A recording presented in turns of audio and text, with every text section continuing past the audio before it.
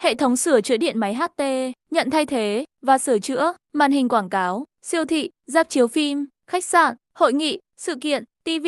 Full HD, 2K, 4K, 8K, ống LED, với đội ngũ kỹ thuật viên trên 10 năm kinh nghiệm và gần 30 chi nhánh trên toàn quốc. Với phương châm, uy tín và trách nhiệm, chúng tôi luôn bảo hành sản phẩm sau khi sửa chữa dài hạn, để quý khách yên tâm sử dụng. Các sản phẩm điện tử nhà bạn có vấn đề, vui lòng liên hệ 1900 9200 để được tư vấn miễn phí.